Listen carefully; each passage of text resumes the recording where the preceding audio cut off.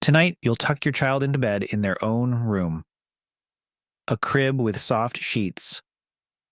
A baby monitor blinking quietly on the nightstand. Door shut. House silent. You won't think twice about it. But for 99.9% of human history, a baby left alone in a room at night would not have survived until morning. No crib. No monitor. No doctor on call. Just darkness, cold, and everything in the wild that could detect a newborn from a quarter-mile away. For over 300,000 years, every single ancestor you have ever had faced the same equation. Human babies are the most defenseless creatures on this planet, and keeping one alive was the hardest thing our species ever attempted. How they managed it will change everything you think you know about parenting, about family structure, and about what your body was actually built to do. Start with the problem. Because the problem, in a very real sense, is you.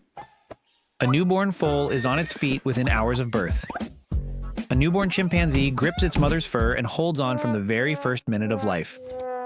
A newborn human cannot lift its own head. It cannot walk for a full year. It cannot feed itself for years after that. It cannot survive a single night without another person keeping it alive. Among all primates on Earth, human infants arrive the most unfinished, but the reason is your brain. The human brain is so large that if it reached the same developmental proportion as a chimpanzee's before birth, it would never pass through the birth canal. So evolution struck a deal. Human babies are born with brains roughly 25% of their adult size. A chimpanzee is born at around 40%. That means 75% of your brain's development happens outside the womb, while you are completely unable to protect yourself. This is not a flaw in the design. This is the design. We got the most powerful brain on the planet. The price was the most helpless infant on the planet. And for 300,000 years, every mother who gave birth faced this reality. A baby that couldn't cling, a baby that couldn't run, a baby that couldn't stay silent when a predator was near. In a world populated by leopards, hyenas, and snakes, that infant was not just vulnerable. It was a target, so how did they keep it alive? The answer is something modern humans have almost entirely walked away from. They didn't do it alone. In 2009, anthropologist Sarah Blaffer-Hrdy published a book called Mothers and Others. Her argument was simple and striking. Humans are not like other great apes. A chimpanzee mother raises her offspring almost entirely by herself. She carries, feeds, and protects her infant solo for 5 years before she is able to conceive again. If anyone else attempts to touch that baby, she will attack them. Humans evolved in the opposite direction. We are what biologists call cooperative breeders. We are wired to raise children as a collective, not because it was socially desirable, but because it was the only arrangement that kept infants alive.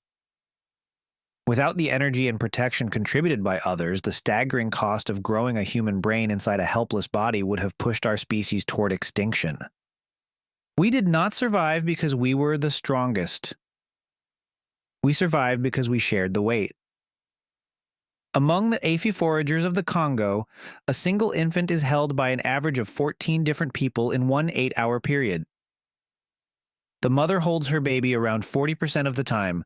The other 60%, the child is in someone else's arms entirely: aunts, siblings, grandmothers, neighbors.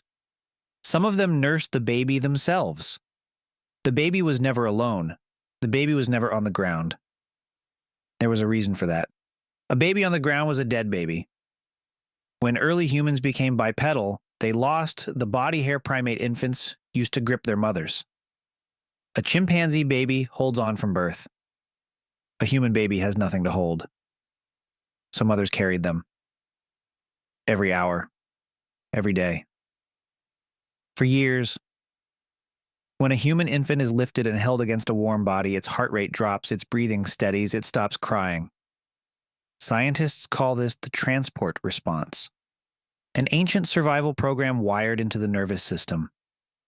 In the wild, a crying baby attracts predators. A baby that goes silent the moment it is carried is a baby that stays alive.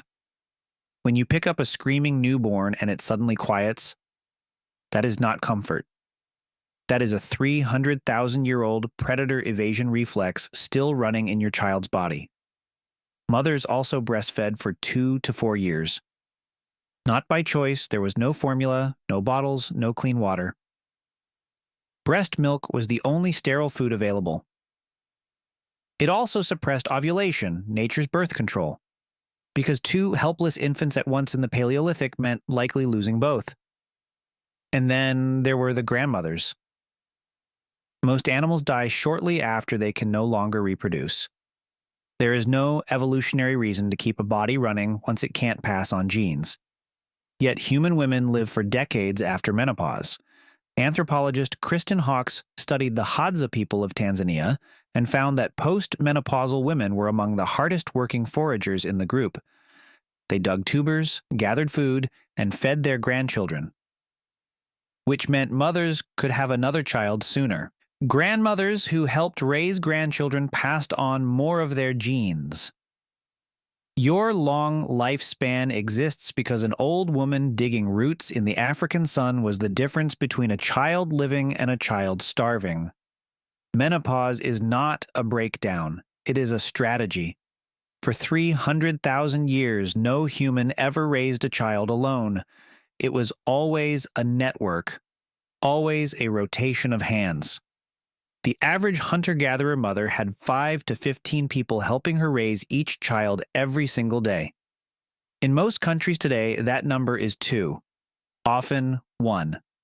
You are sitting at 3 in the morning with a screaming infant, and nobody is coming. The exhaustion modern parents feel is not weakness. It is the result of doing alone what your body was never once in 300,000 years designed to do alone. The question was never whether one person could raise a child. The answer to that was always no.